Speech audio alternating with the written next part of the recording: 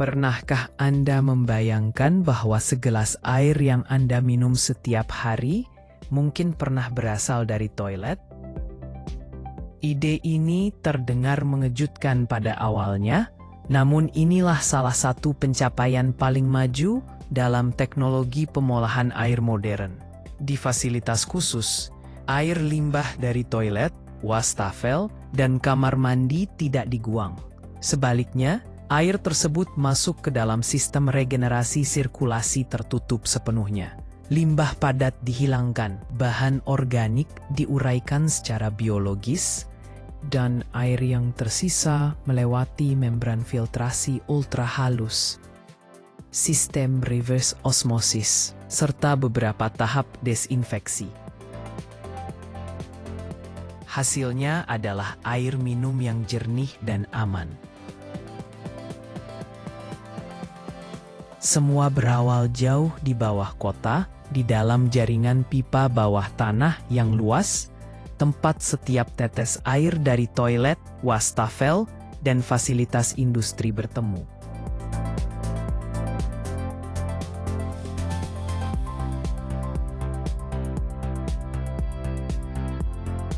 Aliran besar ini tiba di pabrik pengolahan sambil membawa campuran tak terduga.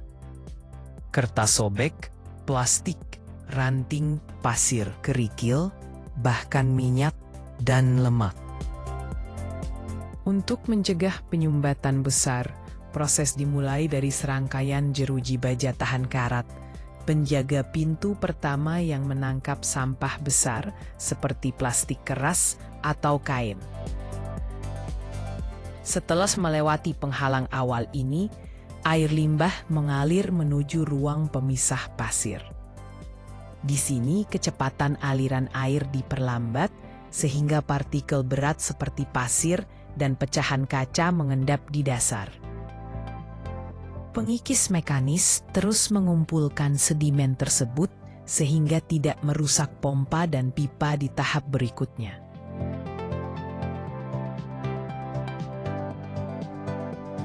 Sementara itu, lapisan minyak dan lemak di permukaan disapu oleh penjernih permukaan khusus. Air kemudian mengalir menuju tangki pengendapan primer yang berukuran sangat besar, mampu menampung ribuan meter kubik air. Disinilah aliran diperlambat secara drastis, membuat partikel organik berat seperti fesis, sisa makanan dan kertas mengendap menjadi lumpur primer. Pada permukaan, skimmer mekanis bergerak mengumpulkan minyak dan sampah terapung, menyisakan lapisan air yang lebih bersih di tengah. Tahap ini dapat menghilangkan hingga 50% padatan tersuspensi dan sebagian besar polutan organik sebelum tahap biologis. Lumpur di dasar dipompa untuk pengolahan terpisah, sementara air yang sudah jauh lebih jernih melanjutkan perjalanan.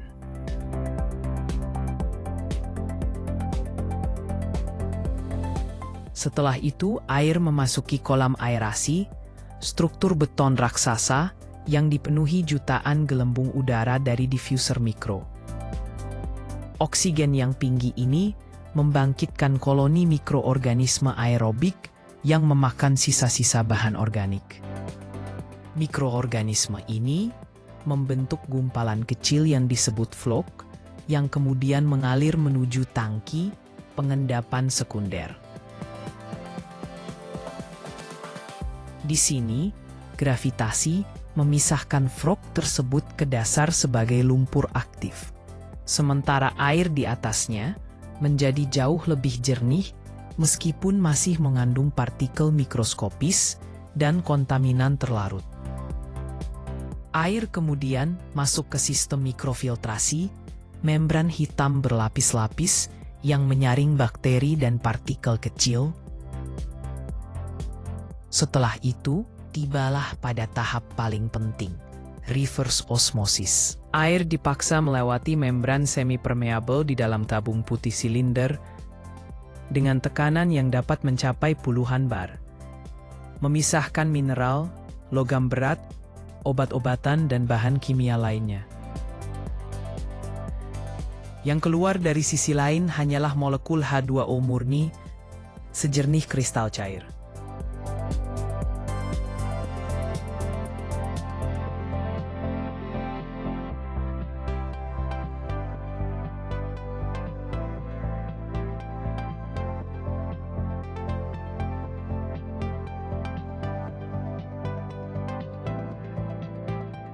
Air ultramurni dari reverse osmosis masih perlu diseimbangkan kembali.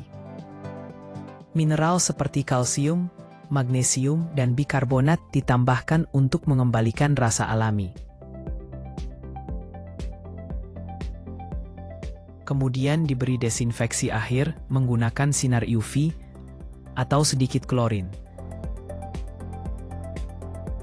Sensor pintar memantau pH, kekeruhan, dan kadar desinfektan selama 24 jam. Setelah lolos seluruh standar, air disimpan dalam tangki tertutup sebelum didistribusikan. Hasil akhirnya, air daur ulang yang sering kali lebih bersih daripada air keran biasa. Selain mendaur ulang air limbah, manusia juga mengubah air laut menjadi air minum. Pipa raksasa menarik air dari laut, kemudian menyaring rumput laut, pasir, dan plastik. Setelah itu, air melewati filtrasi halus. Lalu, reverse osmosis bertekanan tinggi untuk memisahkan garam secara molekuler. Air yang keluar sangat murni sehingga harus ditambah mineral dan didesinfeksi sebelum dialirkan ke jaringan distribusi untuk rumah sakit, industri, dan rumah tangga.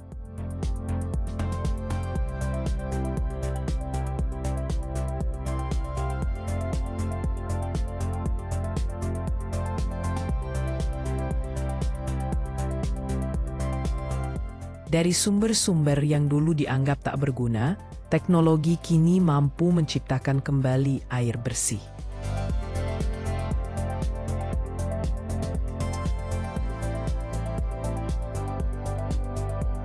Di balik setiap tetes air keran, terdapat rangkaian teknik biologi dan filtrasi presisi tinggi yang menunjukkan bagaimana kreativitas manusia mengubah kelangkaan menjadi kelimpahan.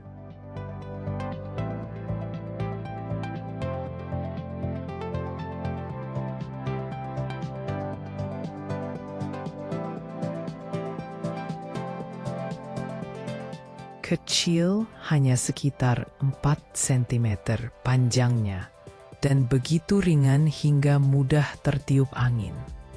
Namun setiap tahun, diperkirakan 400 miliar batang korek api diproduksi dari balok kayu setebal pelukan tangan. Ditebang dari hutan-hutan beriklim sedang di seluruh dunia. Dari lembaran venir setebal 1 mm, mesin memotong ratusan ribu batang setiap jamnya.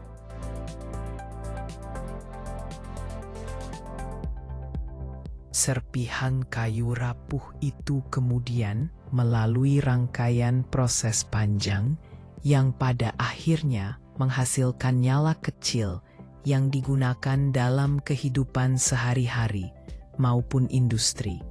Namun sedikit orang menyadari bahwa di balik percikan yang hanya terlihat setengah detik, ada industri global yang pernah memiliki lebih dari 600 pabrik yang beroperasi. Hari ini kita mengikuti perjalanan yang mengubah balok kayu sepanjang 1 meter menjadi momen ketika kepala korek menyala. Mengungkap bahwa di balik titik cahaya kecil itu terdapat dunia rekayasa presisi yang bekerja tanpa suara. Kisah korek api berakar ribuan tahun, lahir dari keinginan manusia untuk menciptakan api dengan lebih cepat dan lebih aman. Proses pertama dimulai di hutan, Tempat hanya pohon berumur 20 hingga 30 tahun. Batang lurus dan hampir tanpa cacat yang dipilih untuk ditebang. Inilah karakter ideal untuk menghasilkan batang korek yang kuat dan seragam dalam produksi massal. Pemilihan bergantung pada usia, kualitas serat, serta struktur kayu yang stabil dan cukup lentur untuk melalui berbagai tahapan selanjutnya. Di lereng-lereng hutan, tim penebang bergerak menuju pohon yang sudah ditandai berdasarkan usia, kelurusan, dan kualitas serat. Gergaji mesin industri dipasang kuat pada batang kayu, beroperasi dengan getaran rendah agar potongannya halus dan tidak menimbulkan retakan tersembunyi.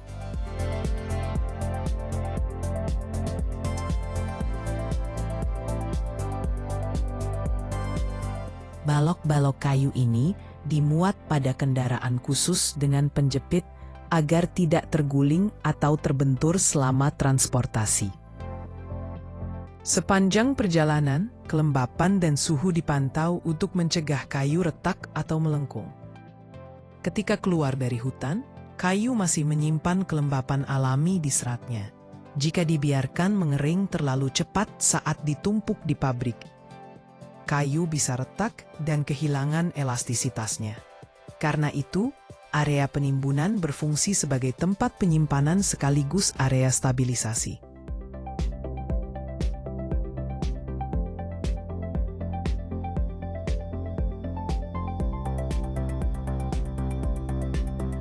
Kayu disemprot kabut air secara berkala untuk menjaga kelembapan stabil dan mencegah deformasi. Penyemprotan ini juga menyamakan kadar air antara bagian inti dan kulit. Dari kejauhan, kawasan ini tampak seperti gudang kayu raksasa dengan ribuan batang tersusun berlapis-lapis. Setelah cukup lunak, kayu dipotong menjadi bagian sepanjang 1 hingga 3 meter sesuai kebutuhan venir. Setiap batang diperiksa menggunakan laser atau alat mekanik untuk menentukan panjang terbaik, sekaligus menghilangkan bagian dengan simpul besar atau retakan.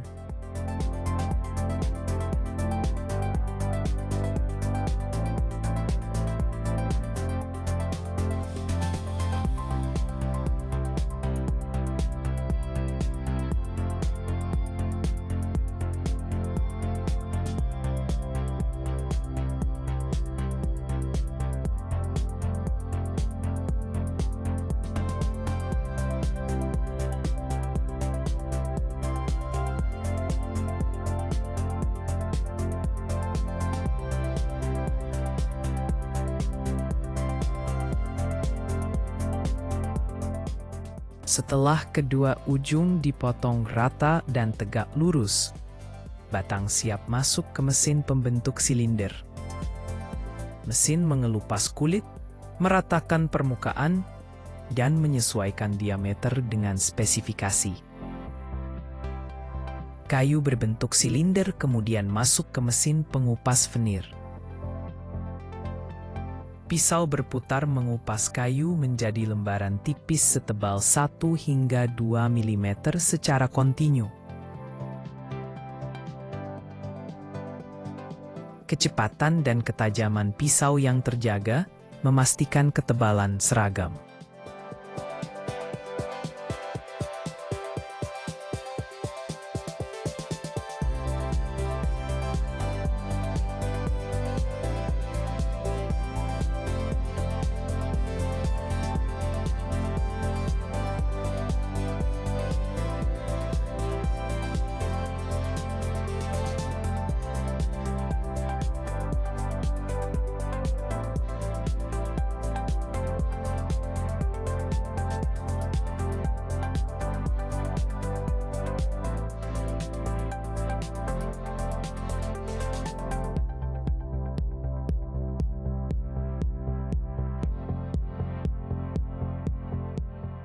Lembaran venir kemudian dipotong menjadi bilah-bilah sempit yang menjadi tubuh dasar batang korek api.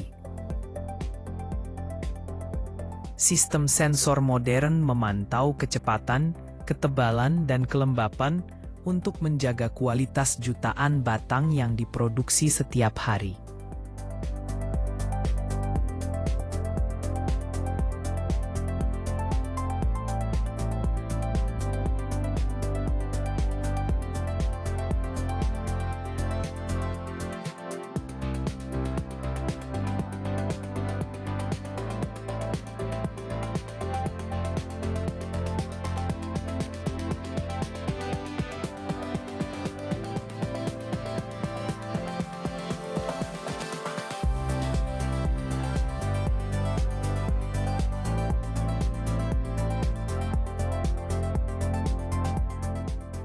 Bilah yang baru dipotong masih lembab dan rentan melengkung. Mereka kemudian masuk ke pengering udara panas bersuhu 60–80 derajat Celcius hingga kadar air turun di bawah 10%. Setelah kering, bilah menjadi lebih kuat.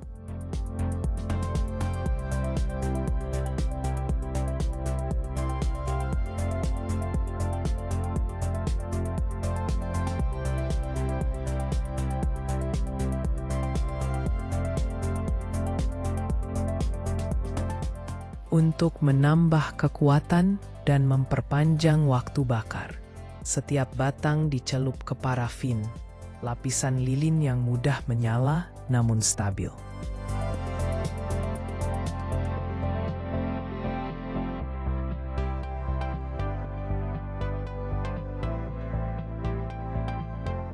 Di area kimia, bahan-bahan kepala korek dicampur, termasuk kalium klorat, oksidator, belerang, atau bahan bakar lain.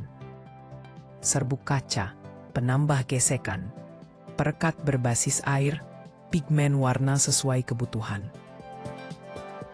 Semua dicampur dalam tangki tertutup dengan kecepatan rendah agar tekstur tetap lembut tanpa gelembung udara.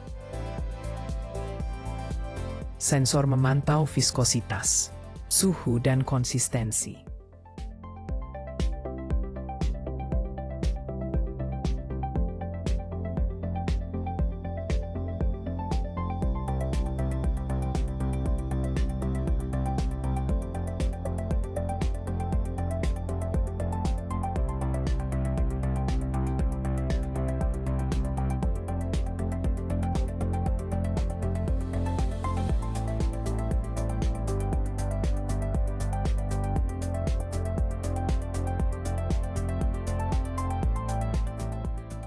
Ratusan batang korek disusun tegak pada tray khusus.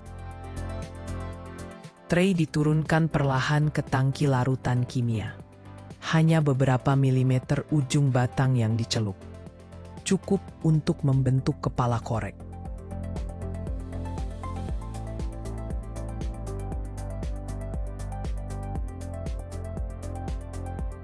Waktu pencelupan sangat presisi, hanya beberapa detik.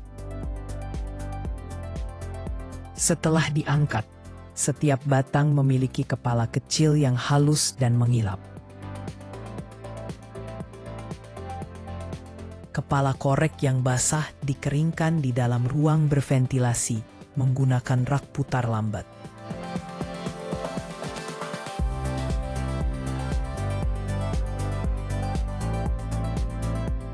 Udara kering mengalir mendatar, memastikan pengeringan bertahap tanpa kejutan termal.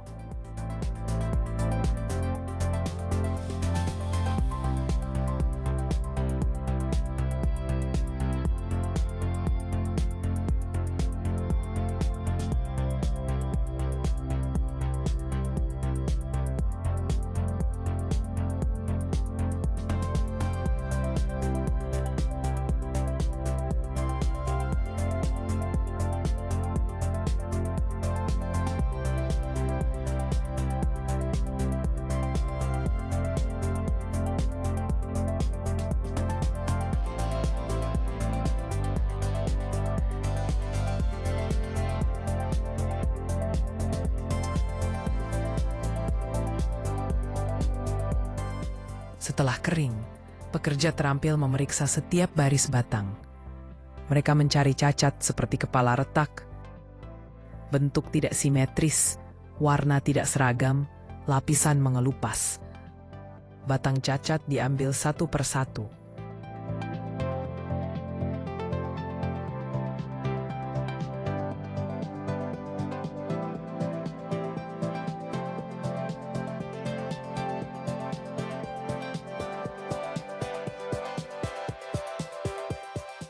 Sementara batang korek dibuat, jalur produksi lain membuat kotak korek.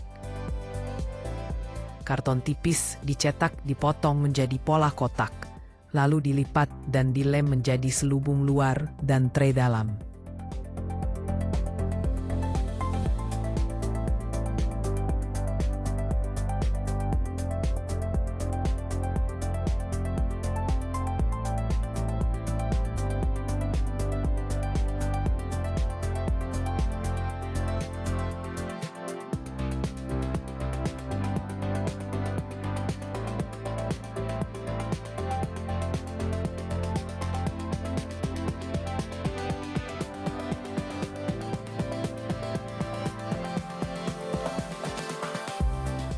Kedua bagian ini dirakit dalam kecepatan tinggi.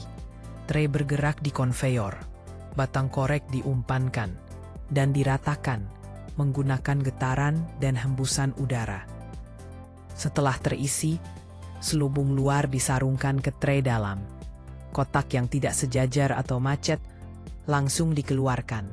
Proses pengemasan memastikan setiap kotak terasa solid, dapat digeser mulus, dan berisi batang korek yang tersusun rapi. Dari kayu mentah hingga batang korek yang ramping, lalu ke kotak karton yang memuatnya. Perjalanan sebuah kotak korek api merupakan gabungan mekanik presisi, bahan terpilih, dan kontrol kualitas di setiap tahap. Inilah sistem produksi terpadu yang menciptakan jutaan produk identik setiap hari dengan konsistensi hampir sempurna.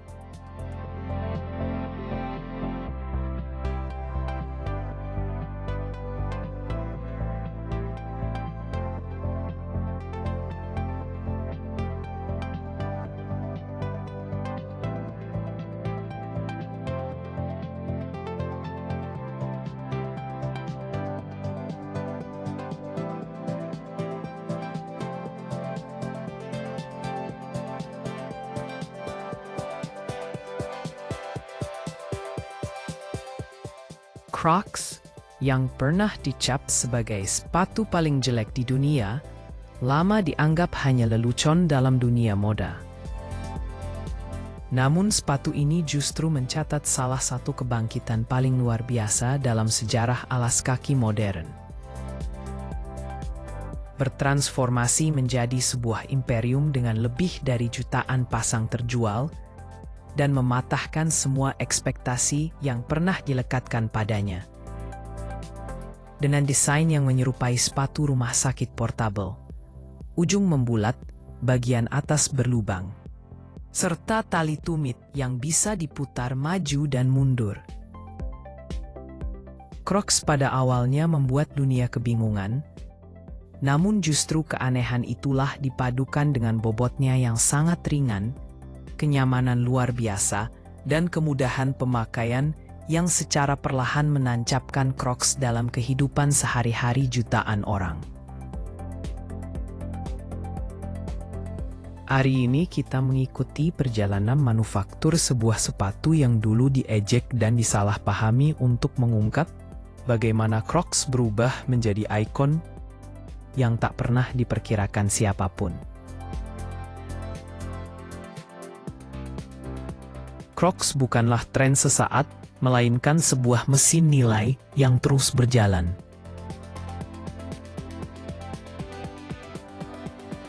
Dibuat dari material eksklusif bernama Croslite dan dicetak dengan presisi industri, setiap pasang Crocs berawal dari bahan yang tidak menyerupai plastik lain manapun di pasaran.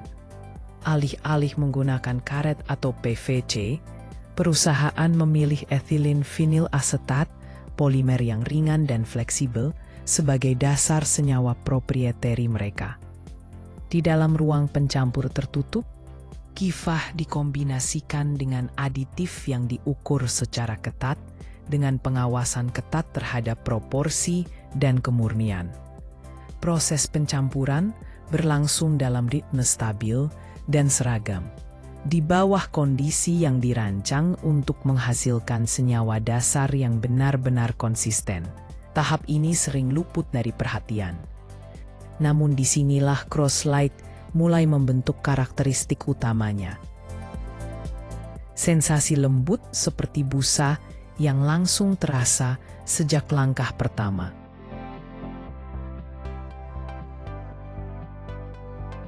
Setelah campuran benar-benar homogen, material dipindahkan ke ruang pemanasan terkontrol.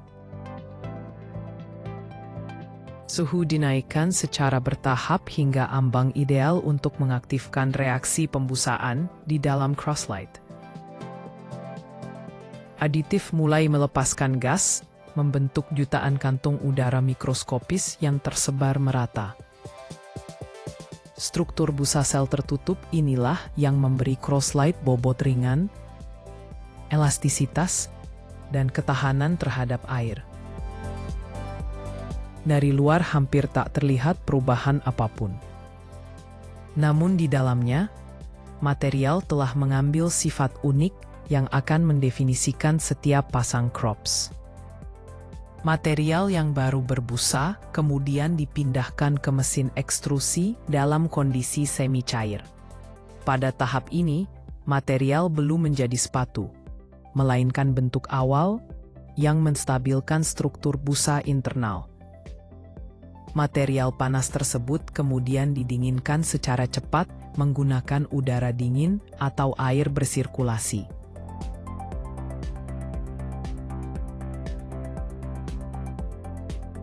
Material hanyalah separuh cerita. Separuh lainnya terletak pada desain, di mana setiap detail dihitung secara digital jauh sebelum satu cetakan pun dibuat. Tim desain menggunakan perangkat lunak 3 untuk membentuk setiap kontur sepatu, langkung bagian atas, diameter lubang ventilasi, hingga sudut sol.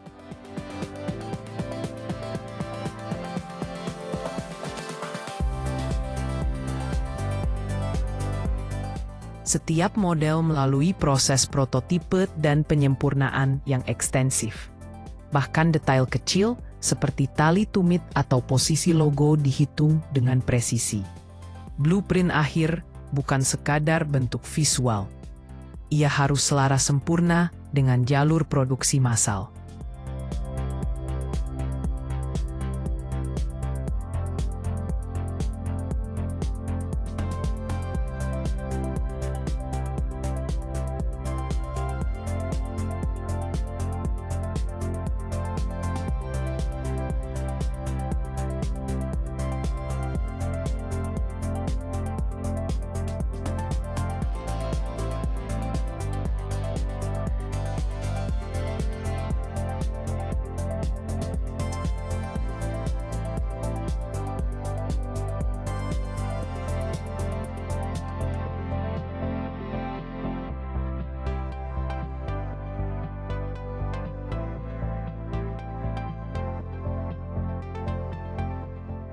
Crocs memasuki dunia fisik melalui tahap krusial. Injection molding. Pellet Croslite dimasukkan ke mesin cetak dan dipanaskan hingga lebih dari 200 derajat Celcius. Material meleleh menjadi aliran semi cair yang lembut namun padat, lalu didorong menuju cetakan baja bertekanan tinggi. Setiap cetakan dibuat khusus untuk satu lini produk, dari Crocs klasik hingga kolaborasi mode dan variasi bertumit atau sandal. Di bawah tekanan besar, material mengisi setiap detail cetakan, termasuk lubang ventilasi dan tali tumit khas yang mudah dikenali dari kejauhan. Tekanan dan waktu penahanan dikontrol sensor industri.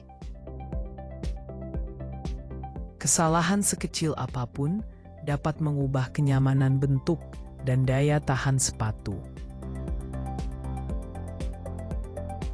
Ketika cetakan terbuka, bentuk pertama Crocs muncul. Masih hangat, lentur, dan membawa ingatan dari pergerakan cair sebelumnya. Proses pendinginan dilakukan secara bertahap melalui saluran pendingin di dalam cetakan.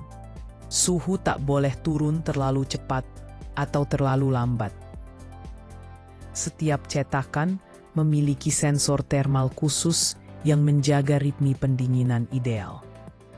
Setelah mencapai suhu aman, Crocs dikeluarkan oleh tangan manusia atau lengan robot. Lubang ventilasi, pola sol, dan kontur tali kini tampak jelas.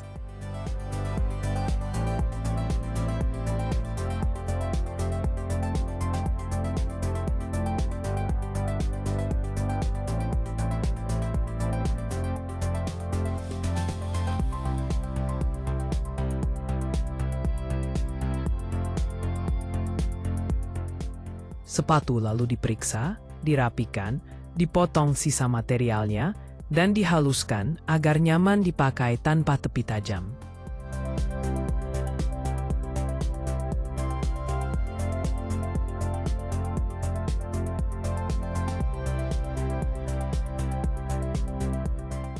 Tahap berikutnya adalah pemasangan tali tumit, fitur yang memberi stabilitas tambahan. Mekanisme pivot memungkinkan tali diputar dengan mulus, sehingga sepatu bisa dipakai sebagai sandal terbuka atau clog tertutup.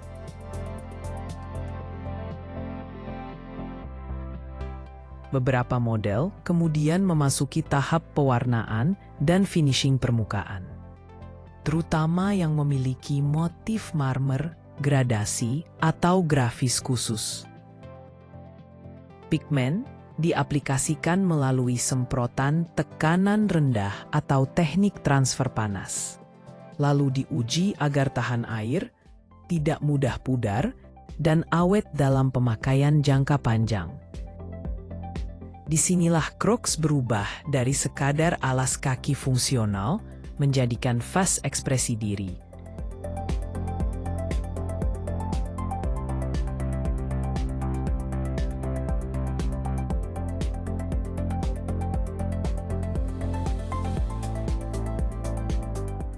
Ditambah Gibbets, produk massal ini menjadi unik.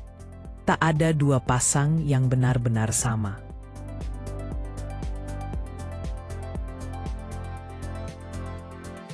Stasiun inspeksi akhir menentukan apakah sepasang Crocs layak meninggalkan pabrik. Yang lolos disortir, dikemas dan dikirim ke seluruh dunia dengan bentuk, warna, dan bantalan yang sama persis seperti saat keluar dari cetakan.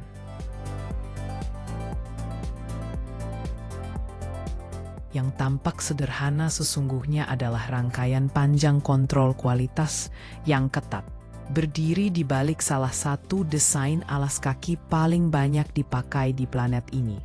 Tak banyak yang membayangkan bahwa Crocs, simbol kenyamanan sehari-hari, suatu hari akan menginspirasi tren kuliner tersendiri. Kue berbentuk Crocs. Dari pelep plastik hingga ikon budaya, Crocs telah melampaui fungsi dan memasuki ranah ekspresi, kreativitas, dan identitas.